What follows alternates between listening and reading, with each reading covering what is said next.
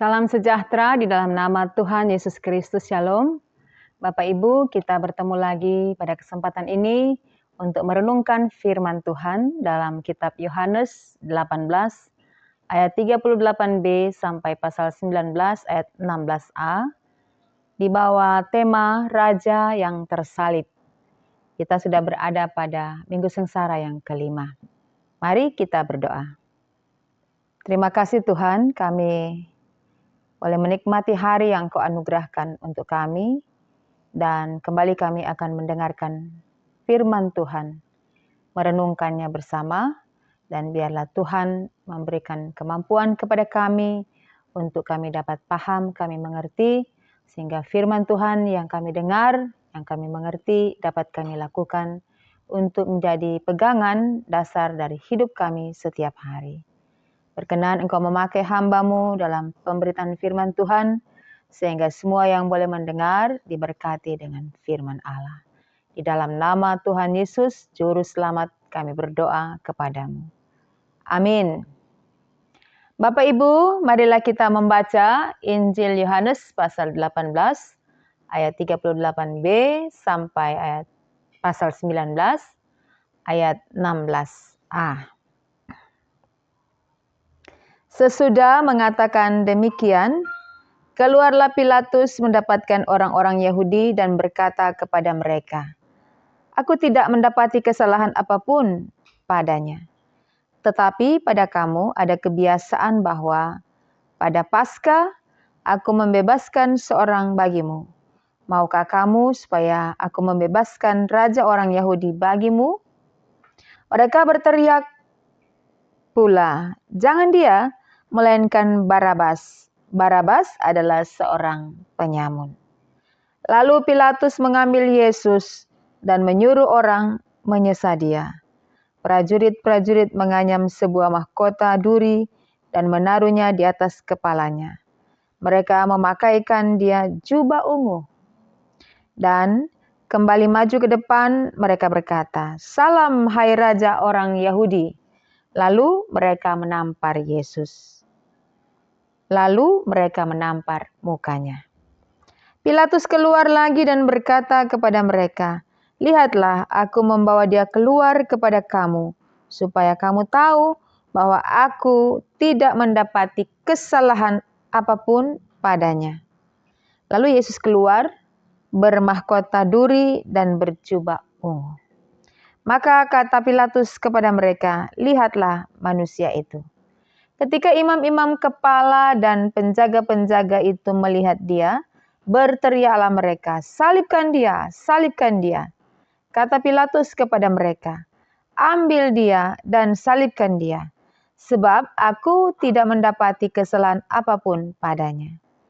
Jawab orang-orang Yahudi itu kepadanya, "Kami mempunyai hukum, dan menurut hukum itu ia harus mati, sebab ia menganggap dirinya sebagai anak Allah." Ketika Pilatus mendengar perkataan itu, bertambah takutlah ia. Lalu ia masuk pula ke dalam gedung pengadilan dan berkata kepada Yesus, "Dari manakah asalmu?" Tetapi Yesus tidak memberi jawab kepadanya. Maka kata Pilatus kepadanya, "Tidakkah engkau mau bicara dengan aku? Tidakkah engkau tahu bahwa aku berkuasa untuk membebaskan engkau dan berkuasa juga untuk menyalibkan engkau?" Yesus menjawab, "Engkau tidak mempunyai kuasa apapun terhadap aku, jikalau kuasa itu tidak diberikan kepadamu dari atas. Sebab itu dia yang menyerahkan aku kepadamu lebih besar dosanya." Sejak itu Pilatus berusaha untuk membebaskan dia, tetapi orang-orang Yahudi berteriak, "Jikalau engkau membebaskan dia, engkau bukanlah sahabat Kaisar. Setiap orang yang menganggap dirinya sebagai raja, ia melawan Kaisar." Ketika Pilatus mendengar perkataan itu, ia menyuruh membawa Yesus keluar, dan ia duduk di kursi pengadilan di tempat yang bernama Litostrotos, dalam bahasa Ibrani Gabata.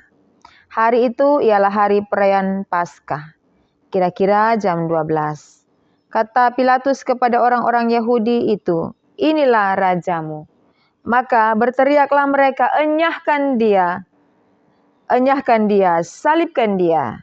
Kata Pilatus kepada mereka, haruskah aku menyalibkan rajamu?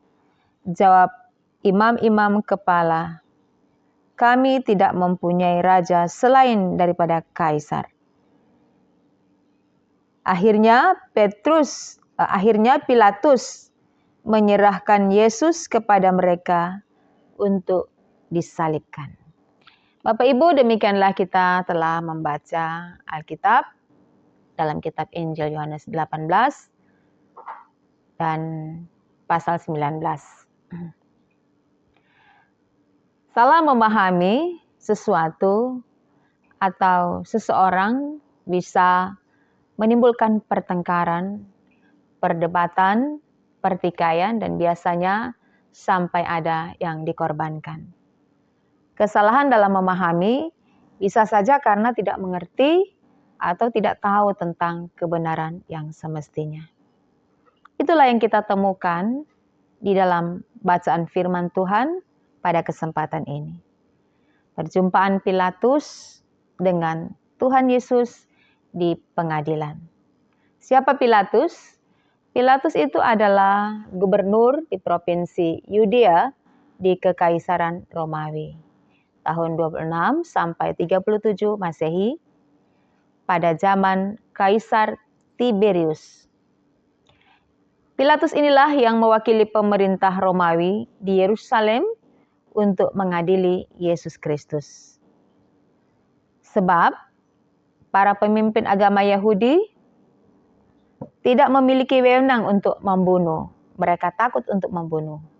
Dan karena itu Yesus diserahkan kepada Pilatus untuk dijatuhkan vonisnya.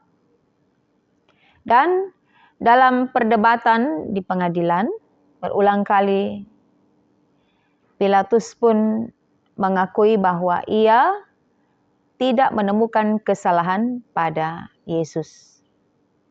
Dan yang berikutnya adalah Pilatus mengakui bahwa Yesus itu adalah raja orang Yahudi.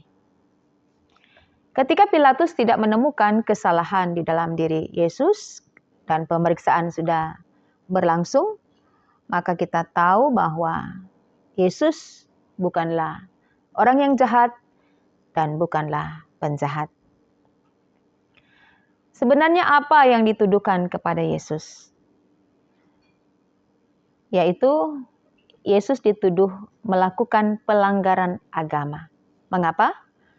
Karena Yesus mengaku sebagai anak Allah. Yohanes 19 ayat 7. Jika mengaku sebagai anak Allah, berarti Yesus menyamakan dirinya dengan Allah. Yesus mensejajarkan dirinya dengan Tuhan Allah.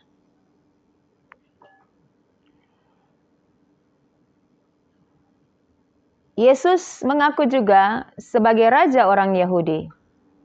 Yohanes 18 ayat 37. Dan karena itu Yesus dianggap penjahat dan harus dihukum mati. Bapak Ibu Saudara yang dikasihi Tuhan, orang Yahudi dan imam-imam kepala agaknya salah memahami tentang Yesus sehingga mereka kecewa. Mereka berpikir bahwa Yesus datang di dalam dunia ini untuk membangun kerajaan dunia secara politis. Padahal sesungguhnya Yesus hadir bukan untuk membangun kerajaan dunia, tetapi Dia membangun kerajaan Allah di dalam dunia. Jadi Yesus tidak mendirikan kerajaan dunia, tetapi Dia membangun kerajaan Allah di dalam dunia. Kerajaanku bukan dari dunia ini. Yohanes 18 ayat 36 menegaskannya. Dan isi daripada pemerintahan kerajaan Allah atau pemerintahan Allah adalah kebenaran, damai sejahtera, dan sukacita oleh Roh Kudus. Roma 14 ayat 17. Jadi telah salah memahami kehadiran Tuhan Yesus. Orang-orang Yahudi dan imam-imam kepala. Maka dalam Yohanes 18 ayat 37, Tuhan Yesus berkata kepada Pilatus, "Engkau mengatakan bahwa aku adalah raja. Untuk itulah aku lahir dan untuk itulah aku datang ke dalam dunia ini supaya aku memberi kesaksian tentang kebenaran. Dan setiap orang yang berasal dari kebenaran mendengarkan suaraku." Tetapi Pilatus juga tidak mengerti apa itu kebenaran. Sehingga pada bagian awal Pilatus bertanya, "Apakah kebenaran itu?" Dan bagi orang Yahudi, raja mereka adalah kaisar. Dan siapapun yang menyebut dirinya raja, ia melawan kaisar. Kita juga melihat bahwa massa yang ada pada saat itu begitu menginginkan Yesus untuk disalibkan. Yesus diperlakukan layaknya seorang penjahat besar. Sehingga teriakan disalibkan, disalibkan itu terdengar di ruangan pengadilan. Dan pada akhirnya Pilatus sebagai gubernur memerintahkan untuk Yesus disesah. Pasal 19 ayat 1. Dan Yesus dipermainkan, dihina, diolok sebagai raja, ditertawakan. Karena Yesus mengaku dirinya adalah raja orang Yahudi. Maka sebagai raja yang diolok-olok, maka Tuhan Yesus diberi mahkota, tapi mahkota duri yang telah dirangkai. Kemudian dipakaikan jubah ungu. Jubah ini diidentikan dengan pakaian kebesaran raja. Dan warna ungu adalah warna kerajaan. Warna ungu artinya keagungan dan kemuliaan. Tapi apa yang mereka pakaikan kepada Yesus bukan sebuah penghormatan, tetapi sekaligus olok-olokan atau hinaan atau merendahkan Tuhan Yesus. Dalam Yohanes 19 ayat 3 mereka juga mengatakan, "Salam hai Raja orang Yahudi." Lalu kemudian mereka menampar muka Yesus. Nah, Bapak Ibu,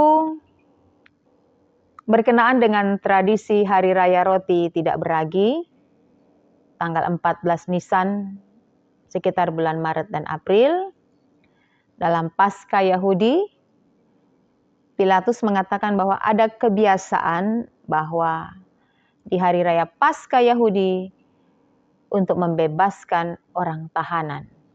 Maka diberi pilihan manakah yang hendak dibebaskan. Dan mereka lebih memilih untuk membebaskan Barabas, yang jelas-jelas adalah seorang penyamun, atau dituliskan di sini adalah seorang penyamun atau penjahat, daripada membebaskan Yesus. Memang ada upaya-upaya daripada Pilatus untuk membebaskan Yesus, sebab Pilatus mengerti bahwa Yesus tidak bersalah. Namun Pilatus sendiri tidak berdaya karena tekanan massa yang begitu kuat, begitu besar, suara mayoritas, sehingga membuat Pilatus ketakutan dan merasa ia sementara terancam jabatannya.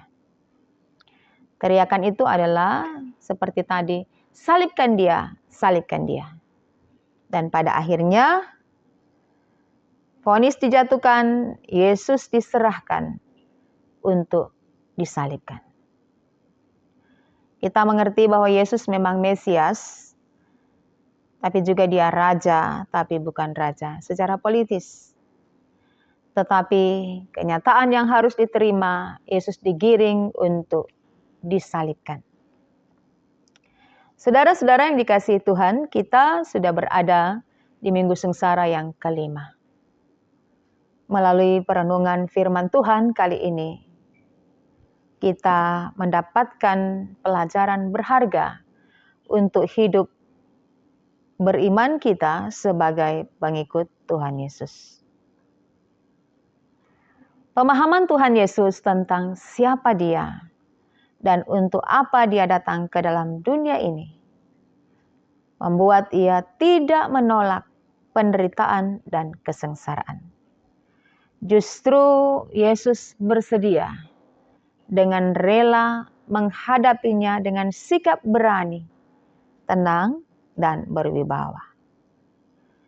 Dia seorang diri saja, tidak ada satupun daripada murid-muridnya ada di sana untuk membelanya atau berpihak kepadanya. Yesus tahu bahwa kedatangannya adalah untuk menyelamatkan manusia dan seisi dunia ini. Sehingga setiap hinaan dan ejekan dia terima dengan sikap yang berani. Salah memahami seseorang atau sesuatu bisa mengakibatkan penolakan atau kekecewaan. Salah paham bisa menimbulkan kebencian dan hasutan, bahkan menganiaya kepada yang tidak berdaya. Sepertinya Yesus seolah-olah dikalahkan dalam keadaan yang demikian. Seolah-olah kebenaran itu tenggelam, tetapi kita melihat bahwa mengalah dan diam pada waktu yang tepat bukanlah menyatakan bahwa kalah. Justru dalam mengalah terletaklah kemenangan. Berani berkata benar, hendaknya itu menjadi sikap daripada orang yang percaya kepada Tuhan Yesus. Tetapi berkata benar pun tidak cukup kalau tidak hidup di dalam kebenaran.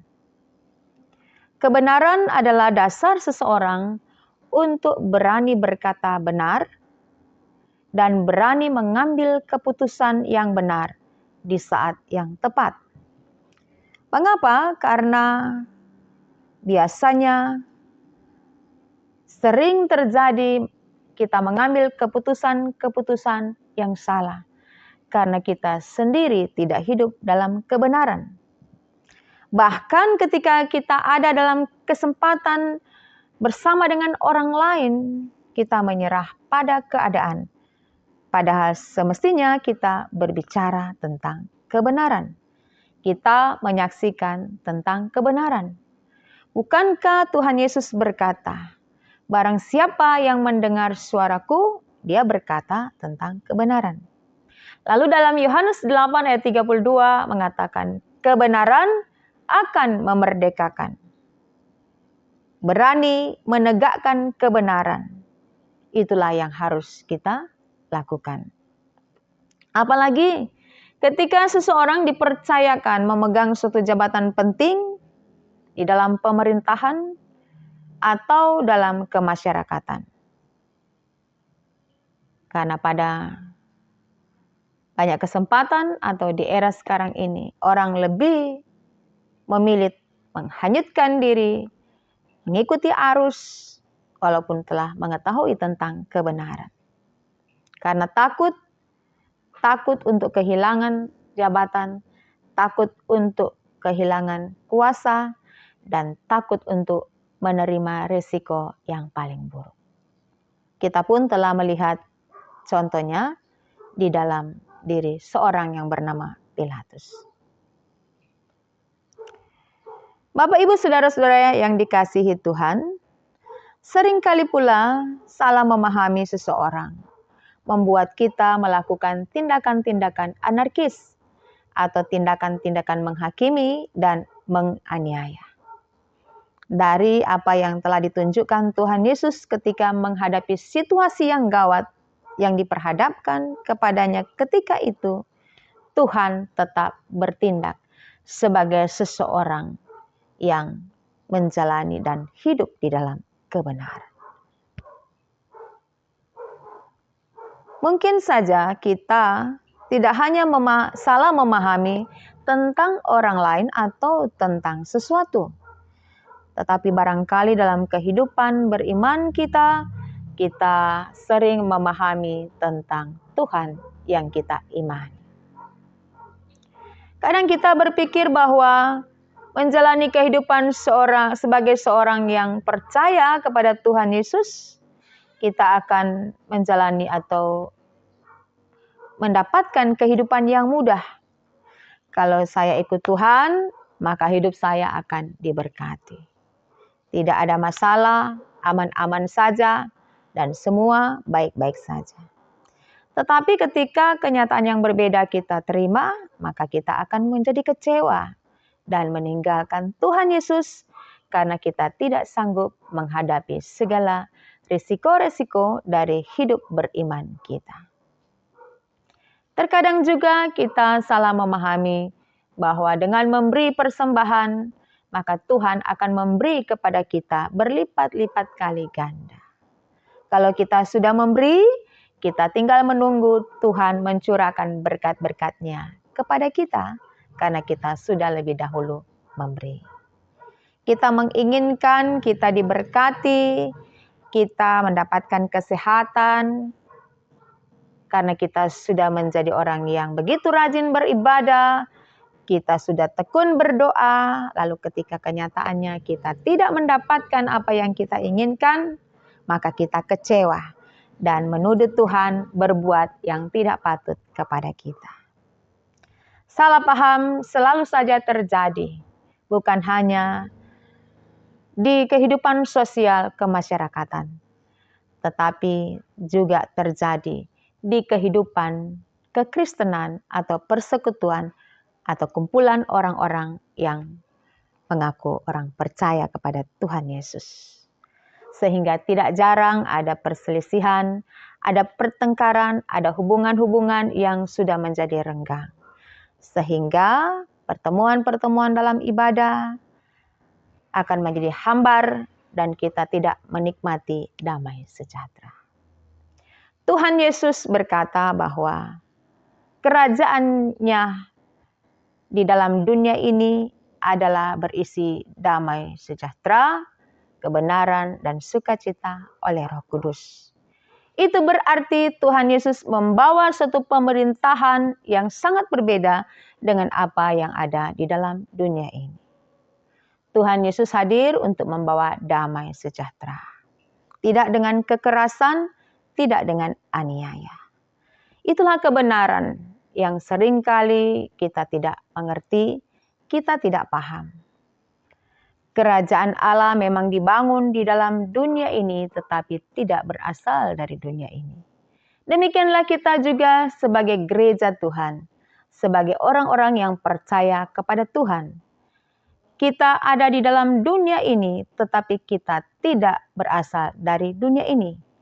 Tuhan menghadirkan kita supaya kita berani bicara tentang kebenaran, tetapi juga kita berani hidup di dalam kebenaran. Sehingga kehidupan kita sebagai orang yang mengikuti Tuhan Yesus, orang yang telah diselamatkan oleh Tuhan Yesus, dengan ia mengalami begitu banyak kesengsaraan dan penderitaan, tidak menjadi sia-sia. Artinya, semua pengorbanan yang telah Tuhan Yesus alami akan memberi dampak yang baik untuk kita memiliki kehidupan yang berkualitas di dalam dunia ini. Kehidupan yang berkualitas di dalam dunia ini adalah kita terus belajar di dalam diri Yesus Kristus. Dialah guru yang agung, dialah raja dan nabi. Dia hidup di dalam dunia ini supaya semua orang bisa mengenal Tuhan. Semua orang bisa mengenal kebenaran. Itulah sebabnya dia rela menerima vonis daripada masyarakat banyak ketika itu untuk disalibkan sebagai penjahat besar. Supaya kita orang yang berdosa ini, yang tidak layak ini, yang hina ini, menerima keselamatan daripada Tuhan. Begitu besarnya kasih Tuhan kepada kita, sehingga harus terjadi pergerakan di dalam hidup kita untuk bermitra dengan Tuhan, menjadi kawan sekerjanya, memberitakan tentang kebenaran, mendirikan kerajaan Tuhan di dalam dunia ini. Sehingga bukan hanya kita saja yang menerima selamat daripada Tuhan, tetapi keselamatan menjangkau banyak orang melalui hidup kita yang telah diselamatkan. Bagaimana supaya kita tidak salah paham dengan Tuhan? Kita perlu membangun pengenalan akan Tuhan. Pengenalan akan Tuhan harus secara serius. Tetapi juga setiap hari kita harus mengoreksi kehidupan kita. Apakah kehidupan kita sudah bersesuaian dengan keinginan Tuhan. Pengenalan akan Tuhan tidak terjadi 1-2 hari saja, tetapi terjadi setiap hari. Dan pada akhirnya kita akan terbebas atau kita tidak akan lagi punya pemahaman yang salah tentang Tuhan. Besarnya kasih setia Tuhan kepada kita, memberikan semangat kepada kita semua untuk menjadi murid Tuhan yang selalu siap terima resiko, siap berbicara tentang kebenaran, dimanapun kita berada, dalam situasi apa saja, supaya dengan demikian Injil tersampaikan. Kiranya Tuhan memberkati kita dengan firman-Nya. Amin. Mari kita berdoa. Bapa, terima kasih banyak. Engkau memberi firman-Mu kepada kami hari ini. Biarlah kami semakin matang di dalam mengikuti Tuhan Yesus. Tidak salah paham tentang Engkau Tuhan. Itulah sebabnya tuntun kami dalam Roh Kudus. Sehingga ketika kami mendengar firman Tuhan, kami disentuh oleh firman-Mu, maka kami mulai mengambil langkah-langkah selanjutnya untuk berani hidup dalam kebenaran, berani berkata benar, walaupun banyak yang meninggalkan, karena kami mau hidup di dalam Tuhan. Ini doa kami, dalam nama Yesus kami berdoa. Amin.